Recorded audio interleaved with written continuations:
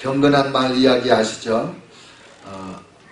이랴 그러면 가고 오 그러면 서는 말 아세요? 네. 원래 손은 그렇게 가는 게 말이나 손은. 근데 이 경건한 말은 아멘 그러면 서고 할렐루야 그러면 가는 이제 말이에요. 근데 어느 날 이 기수가 이제 말을 타고 가다가 막 신나게 달렸는데 갑자기 보니까 낭떠러지인 거예요. 그래서 뭐 스탑 뭐 별수를 다 해도 막 안 쓰고 계속 달리는 거예요. 왜? 아멘 그래야 서는 말이잖아요.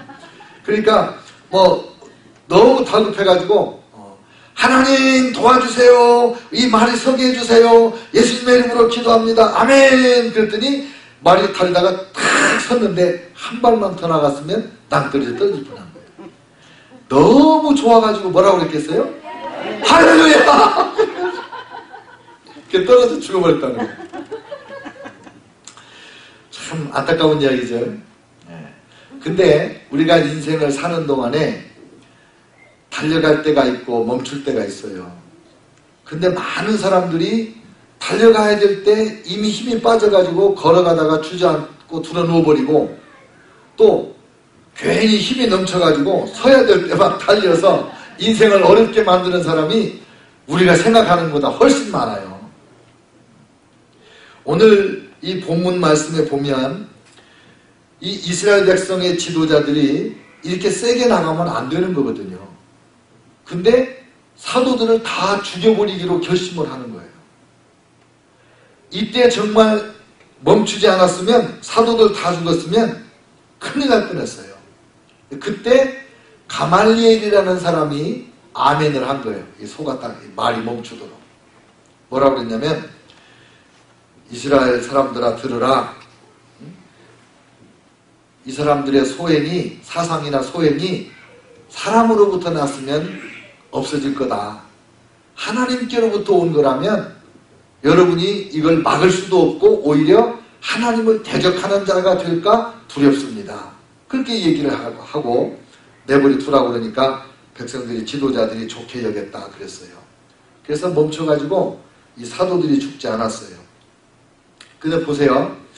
이 사도들이 이 이스라엘 지도자들이 예수님의 제자인 이 사도들을 죽이려고 할 때 3단계로 죽이려고 했어요.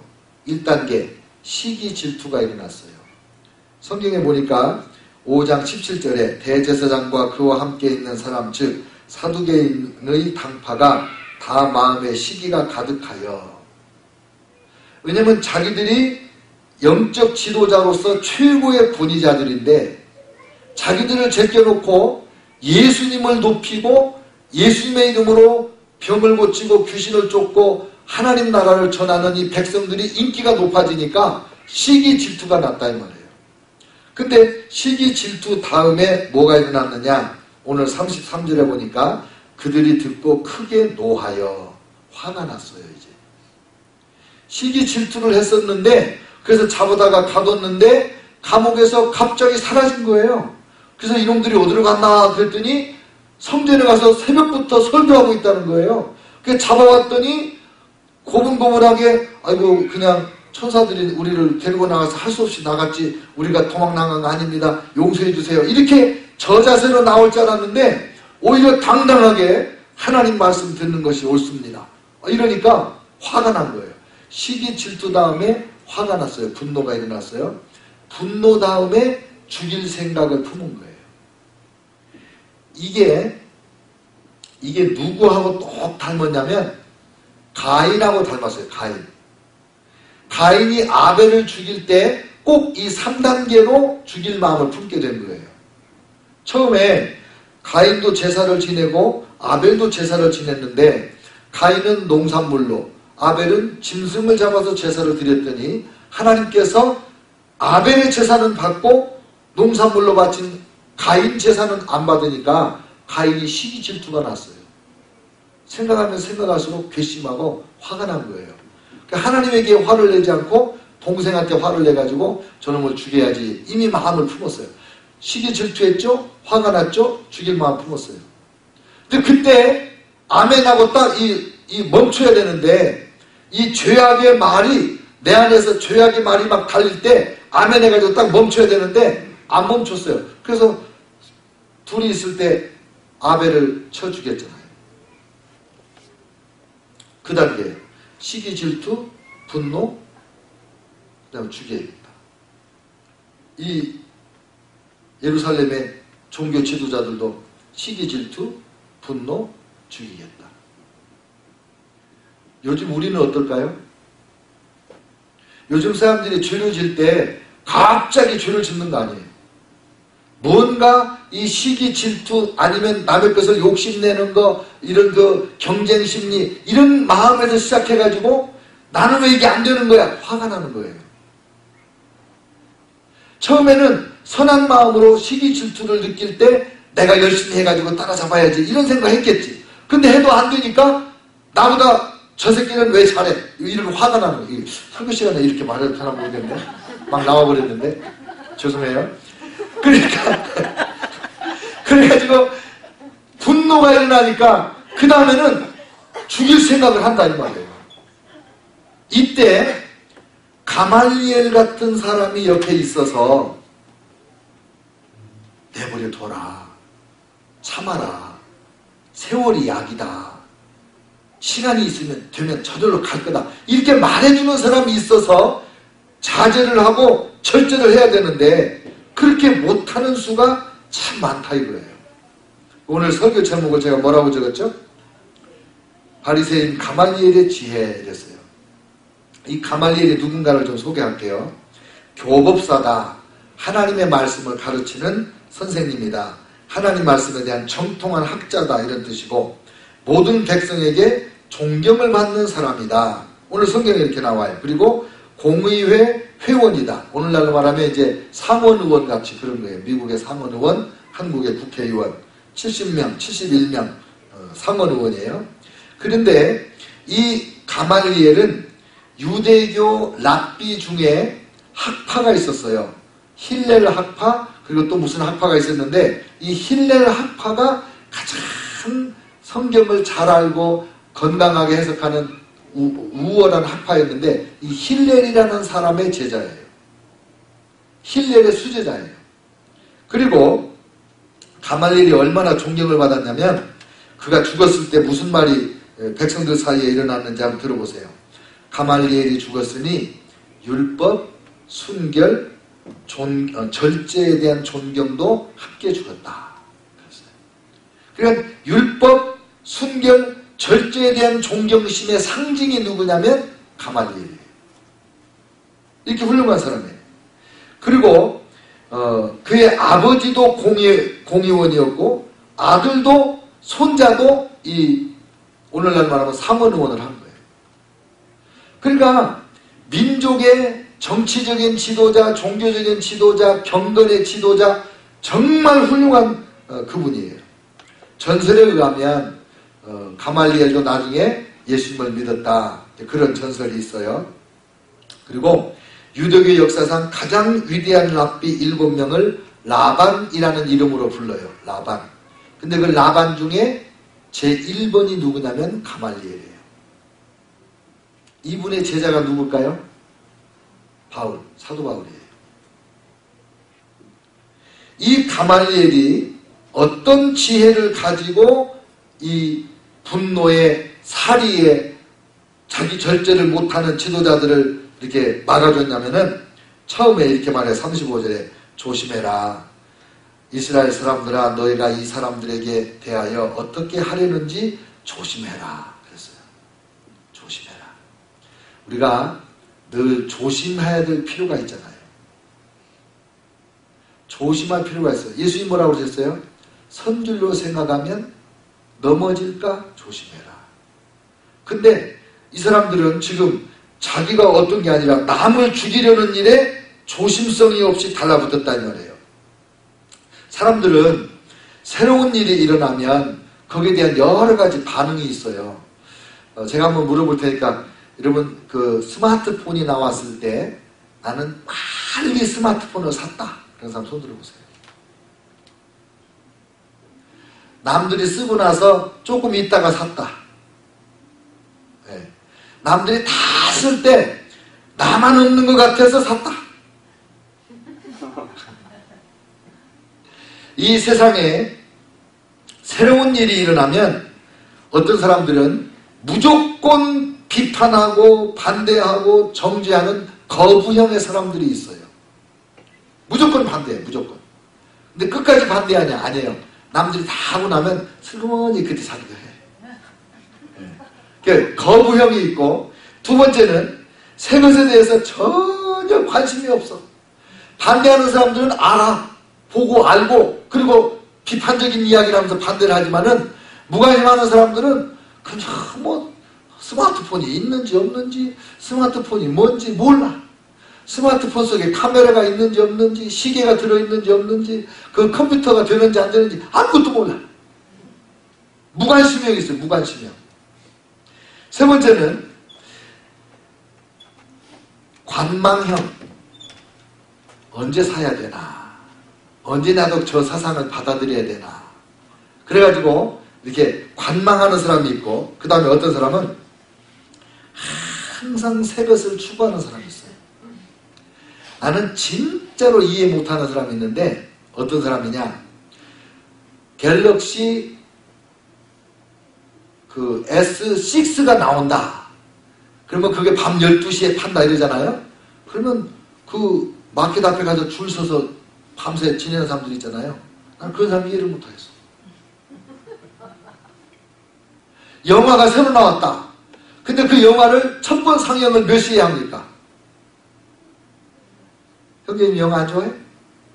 밤 12시에 뭐 새벽 2시 이럴 때 하는, 아니 밤새 기다리다가 그 영화를 보고 첫 번째 영화 봤다는 거예요. 야, 그 나는 so what? 그래서 어쨌다는 거야. 근데 항상 새벽만 추구하는 사람이 있어요. 조금 지나가면 뭐 구닥다리야. 자동차도 항상 최신형. 그런가 하면 이제 누군가 이 새 것이 일어나면요, 그게 무너지고 없어지기 전에는 제대로 된 거라면 받아들이는 사람들의 순서가 있어요. 초기 수용자, 중기 수용자, 말기 수용자가 있는데, 어떤 일이든지 어떤 사상이든지 한 20% 정도가 수용을 하면 그 다음에는 없애질 못해요. 미국의 동성애가 합법화될 때 미국 사람들 이렇게 여론조사하면 50% 이상이 동성 결혼을 지지한다고 그랬거든. 20% 넘어가면요, 그 추세를 스탑하거나 없애지를 못해요. 스마트폰? 전 백성 10명에 2명만 쓰잖아요. 그러면 그때는 대박 나는 거예요. 초기 수용자가 20명만 되면 중기 수용자, 말기 수용자로 거의 모든 사람들이 수용하게 되는 거예요. 그런데 지금 이 이스라엘 지도자들은 바리새인들과 또 서기관들과 이 헤롯 당원들 지도자들이 예수 믿는 신앙, 예수님의 십자가와 부활 신앙, 예수님을 믿는 사람들로 인하여 안진뱅이가 일어나고 그리고 감옥문이 열려지고 이런 기적들이 막 일어날 때 이거를 처음에 엄청 강하게 반대를 한 거예요. 처음에. 이때 가말리엘이 일어나서 조심해라 그런 거죠. 여러분, 세상에 새로운 것이 일어나면 그거 뭐 아무것도 아니야, 그렇게 무시해도 안 돼요. 동성연애가 시끄럽게 일어날 때 교회가 어떤 생각을 가졌냐면, 동성연애는 죄인데 하나님께서 동성연애가 이렇게 뭐 되리라고 내버려두지 않을 거라고 대충 생각했어요. 그냥 무시했어요. 그런 교회에서 아무 말도 안 하고 있는 사이에 점점 퍼져가지고 이런 사태가 벌어나버린 거예요. 무시하는 것도 잘하는 게 아니에요. 그 다음에 가말리엘이 두 번째로 뭔 얘기를 했냐면, 역사적인 선례를 들었어요. 예수라는 분이 일어나서 지금 이렇게 사람들이 막 하루에 5,000명씩 예수 믿고 이런 기적이 일어나고 있는데, 이전에도 드다라는 사람이 일어났을 때 400명이 따라다니지 않았냐. 근데 그가 죽고 나니까 다 흩어져 없어져 버렸다. 유다라는 사람이 또 일어나서 자기가 자칭 큰 자라고 하니까 사람들이 또 많이 따랐는데 그가 죽임을 당하고 나서 또 다 흩어져 버리지 않았냐. 그러니까 예수라는 사람과 이 사도들이라는 사람들이 지금 하는 이것도 뭐 죽은 자가 살아났다 그러고 승천했다가 다시 온다고 하고 저 예수가 메시아라고 하고 이런 것도 그냥 지켜보고 내버려 두면 그게 스스로 세월에 따라서 검증을 거쳐서 정착되어 뻗어나가든지 아니면 흩어지든지 그렇게 될 거다. 그렇게 말한 거예요. 역사적인 예를 들어서 가르쳤어요. 여러분, 제가 종종 하는 말이에요. 역사적으로 가장 확실한 교훈은 사람들이 역사에서 교훈을 받지 못한다. 그거예요. 성경에 이런 말씀이 있어요. 개가 토한 것을 다시 먹는 것 같이 어리석은 자가 옛날의 죄를 또 범한다. 한 번 실수했으면 같은 실수를 반복하지 않아야 인격자인데 그 실수를 또 하고 또 한다. 우리의 연약함이죠. 역사적인 공부를, 역사 공부를 해야 돼요. 역사 공부를. 역사 공부는 우리의 과거를 오늘에 재현해 보는 거예요. 그래서 역사에서 끊임없이 교훈을 받는 거예요. 요즘에 가슴에 절절히 와 닿는 게 뭐냐면요. 사사시대에 축복받으면 타락하고, 타락하면 징벌받고, 징벌받으면 회개하고, 회개하면 축복 주시고, 이 사사기에 개미 다람쥐 쳇바퀴 도는 이 역사가 오늘날도 그대로 이루어지고 있다는 거예요. 오늘날도. 절대로 옛날 얘기가 아니에요. 그러니까 이 성경책을 무겁게 들고 다니는데 이게 옛날 고리타분한 옛날 얘기를 들고 다니는 게 아니라 오늘 내가 어떻게 살아야 되는가 내 삶의 오늘의 교본을 늘 들고 다니는 거거든요. 역사에서 교훈을 받지 못하면 교훈을 못 받는 거예요. 그러니까 이 가말리엘은 신중하면서도 역사를 아는 사람이에요. 그 다음에 세 번째, 내버려둬라. 이 사상과 소형이 사람에게서 났으면 무너질 것이고 하나님께로부터 났다면 너희가 무너뜨릴 수 없을 거다. 다른 사람들은 전혀 예수라는 사람이 예수님을 왜 죽였냐면요. 신성모독이에요. 신성모독. 예수님 스스로 자기가 하나님이라고 그랬거든. 아브라함보다 내가 먼저 있었다고 그러고 아버지와 하나님과 나는 하나다. 이렇게 말해요. 그래서 예수님이 신성모독으로 유대인들에게 정죄를 당하고 사형시킬 수 있는 법이 없으니까 로마 법에다가 고발해가지고 사형시킨 게, 그래서 예수님이 그걸로 죽은 거거든요. 정치범이고, 그러니까 유대법에는 신성모독, 로마법에는 자칭왕이라고 했다. 반역죄. 그게 예수님의 정죄한 제목이에요. 그러니까 예수님과 그 제자들이 하나님께로부터 왔을 거다. 그럴 수 있는 가능성이 있을까? 이런 생각은 조금도 없었어요. 이 지도자들에게. 그러니까 막 죽이려고 한 거죠. 그러니까 막 끌어다가 감옥에 가두는 거죠. 좀 후의 일이지만 사도 바울도 사울일 때 예수 믿는 사람을 그렇게 핍박했던 이유가 뭐냐면 철석같이 믿은 거예요. 예수님은 신성모독한 죄인 중에 죄인이다. 절대로 예수님은 메시아가 아니다. 절대로 예수님은 그가 가르치는 것이 옳을 수가 없다. 이런 확신을 가지고 있었어요. 그런데 이 가말리엘은 무슨 말을 해요? 하나님께로서 났으면 너희가 막을 수가 없을 거다. 그러니까 가말리엘 머릿속에는 예수님이 하나님이 보낸 메시아일 수 있는 가능성도 있다. 이런 가능성을 열어둔 거예요. 굉장한 겁니다. 이게 지도자로서. 공회 의원으로서. 최고의 성경 박사로서. 여러분, 무엇이든지 옛날에 화투 칠 때 그 초반 끌발은 개끌발이다. 그런 말 알아요? 네.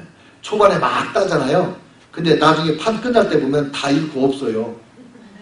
초반에 막 우리 형제들 이제 옛날에 모이면 다 미나 화투 쳐가지고 이렇게 돈 따먹게 하고 그러는데 나만 그러면 잘 몰라가지고 옆에 앉아있다가 형도 해 자꾸 그래가지고 했는데 내가 다 잃었잖아. 근데 이 화투 칠 때 초반에 많이 딴 사람이 손 털고 일어날 때 보면 빈털터리가 되어서 일어나는 거예요. 초반에 따는 사람은 따는 게 아니다. 신앙도 그래요. 처음에 막 불같이 금방 세상을 다 뒤집을 것 같이 그랬는데 조금 지나고 나면 어디 갔는지 없어, 그 사람. 또 연애를 할 때도 막 엄청 뜨겁게 연애해가지고 온 세상 천지가 다 알아. 나 연애합니다. 아무개하고 결혼합니다. 근데 나중에 보면은 아니야.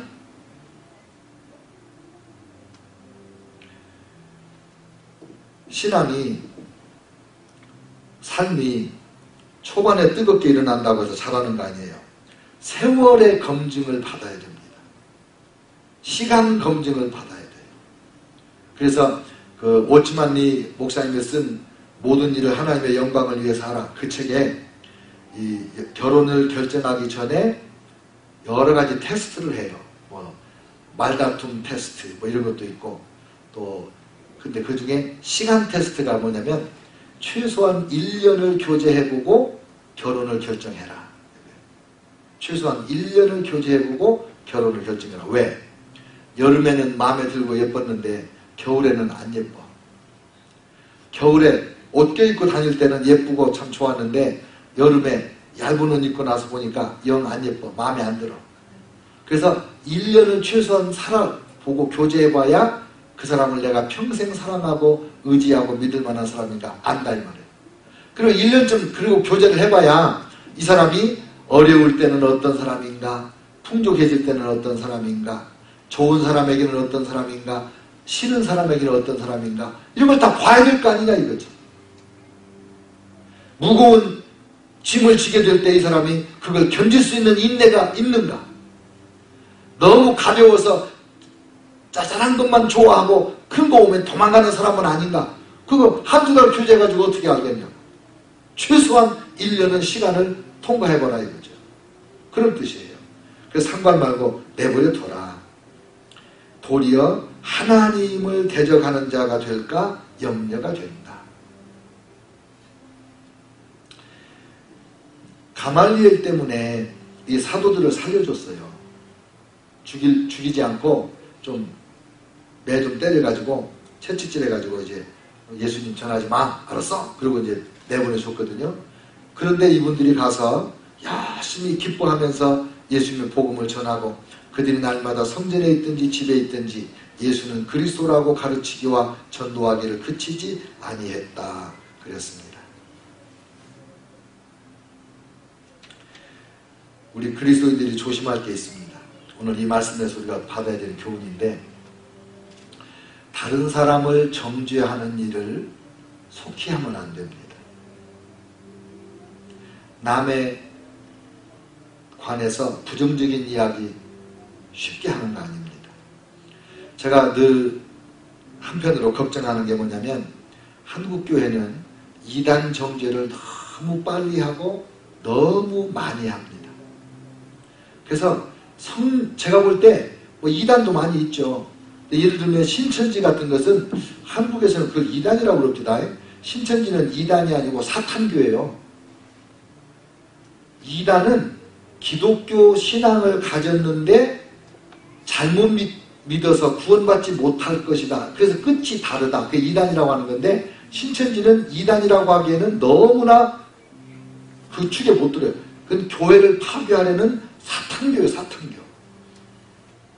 그리고 많은 교회가 조금 달라요. 이단이라고 정죄받은 교회들 중에. 근데 이런 분도 이단이라고 정죄받아서 수십 년 동안 손발을 묶어놨어요. 혹시 여러분 그분 이름 들어봤는지 모르겠는데 조용기 목사님이라고 아세요? 그분이 한국 장로교회에서 이단이라고 정죄해가지고 수십 년 동안 이단 취급당했어요. 그러다가 은퇴하시고 나서 장로교 목사님들이 무슨 대회 때 조용기 목사님 앞에 나와서 이단으로 그동안의 목사님을 정죄한 거 잘못했습니다. 회개하는 그런 기사가 몇 년 전에서 났어요. 몇 년 전에서. 제가 어렸을 때는 조용기 목사님이 전국에 다니며 부흥회 하셨어요. 그래서 저희 고향에도 오셔서 우리 가족이 구원받고 이렇게 하나님 종도 되고 그랬잖아요. 그런데 언제부턴가 조영기 목사님이 여의도교회 의회에서는 어디 가서 설교를 못했어요. 한국에서. 이단 정죄로 몰아가지고 그분의 수족을 묶어놓은 거예요. 감리교회에도 이용도 목사님이란가 그런 분 계셨는데 그분이 얼마나 금식을 많이 하고 기도를 많이 했는지 설교를 하면서 피를 토하고 이런 분이에요. 기적을 많이 행하셨어요. 근데 그분이 이단 정죄 돼가지고요 완전히 이단으로 취급됐다가 불과 한 20, 30년 전인가 돌아가시고 몇십 년 만에 그분이 이단이 아니라고 다시 결의해가지고 그분을 이단에서 해제했어요. 그리고 그분의 설교집, 그분의 간증집 이런 걸 책으로 묶어서 내고 그랬어요. 지금도 하나님의 성령의 역사로 하나님의 말씀을 그대로 믿고 성경에 있는 대로 병도 고치고 예언도 하고 귀신도 쫓고 안진뱅이도 일으키고 이런 기적을 일으키면서 교회를 많이 세워가는 훌륭한 하나님의 지도자들을 한국교회에서 이단이라고 그래요. 그거 잘못됐다고 그러면 이단을 옹호하는 목사라고 또 이단이라고 그래요. 이 가말리엘 같은 지혜자가 우리의 삶에 필요해요. 교회에도 필요하고 우리 개개인에게도 다 그게 필요합니다. 내가 화가 자꾸 난다. 그때 지혜자가 필요해요. 나에게 제동을 걸어줄 수 있는 조심해라, 내버려 둬라, 역사적인 걸 봐라. 이렇게 말해줄 수 있는 지도자가 필요해요. 돕는 사람이 필요해요. 근데 지금까지 보면 어려울 때가 되면요, 이 분노에 사로잡히면 목사님 말도 안 들어, 친구 말도 안 들어, 아무 말도 안 들어. 죽을 때까지 가버리는 거예요. 귀를 기울여야죠. 이 가말리엘은 가능성을 열어놨다는 것. 예수님에 대한 가르침이 하나님께로부터 온 것이면 너희가 막을 수도 없을 것이고 하나님을 대적하는 자가 될까 염려된다. 이 가능성을 열어놨다는 것이 큰 이 가말리엘의 인물의 크기를 말해주는 거예요. 너무 잘 알지도 못하면서 확신에 넘쳐가지고 모든 것을 막 감정적으로 얘기하고 이러는 것이 우리의 허물이 되는구나. 오늘 이 말씀에서 우리가 깨달을 수가 있어요. 그래서 모사가 많으면 일이 성사가 된다고 그러셨잖아요.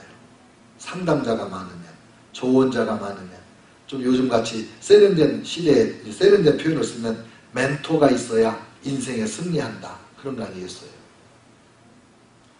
때로는 브레이크를 잡아주고 때로는 밀어주고 그러는 지도자들이 우리에게 필요한 거죠. 사랑하는 성도 여러분, 오늘 말씀을 여기서 마치려고 합니다. 가말리엘 같은 지도자가 여러분 주변에 있습니까? 여러분은 가말리엘 같은 지도자의 역할을 누구에게 해주고 있습니까? 이게 우리에게 주는 도전이죠. 내가 누구에겐가는 가말리엘 같이 조언을 해주는 사람이 돼야 되죠. 또 나에게도 가말리엘 같은 지도자, 상담자, 멘토가 필요하죠. 하나님께서 여러분의 삶에 가말리엘 같은 훌륭한 사람이 항상 옆에 있게 해주시기를 주님의 이름으로 축원합니다. 기도하겠습니다.